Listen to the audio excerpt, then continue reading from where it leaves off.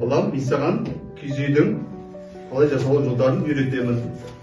Бірінші бізге осындай ыссы кілем керек. Бұны картонға осылай жағамыз, әдемілеп. Қарап отыршы маған келіп. Қалай жасалатын жолын үйретеймін саған. Келе ғой балам, мына картон қағазын біз алдымен қиып дайындап аламыз осылай. Сосын ыссы желіменен қарап отыр. Осылай жабыстырамыз. Мұрат, балам қарай ғой. Ыссы кілемменен осылай желімдеп жабыстырамыз. Сен папаңа көмектес. Мен кәсімдерге оюды қиып дайындап беремін, әдемілеп. Ұсташ балам мынаны кел. Мен мидан. Ұстай бұны жерін ұста. Мына жерін ұста.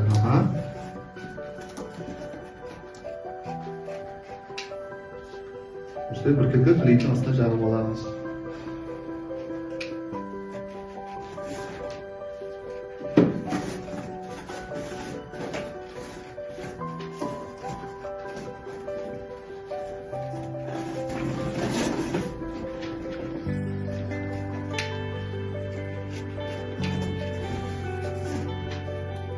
Ендігі кезекте балам, тетраматаны картонның сыртына осылай жабыстырамыз.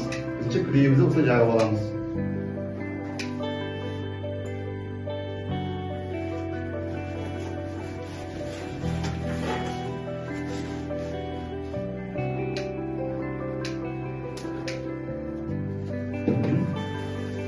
Балам, қарап отыр, міне.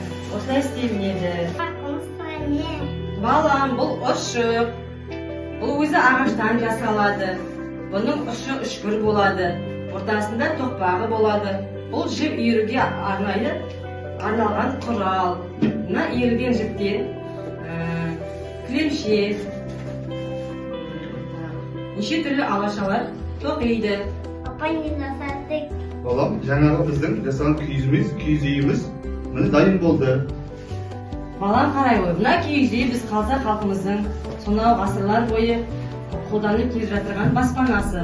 Бұл қыста өзі жылы болады, жазда салқын болады. Бұл өзі негізгі 4 бөліктен тұрады.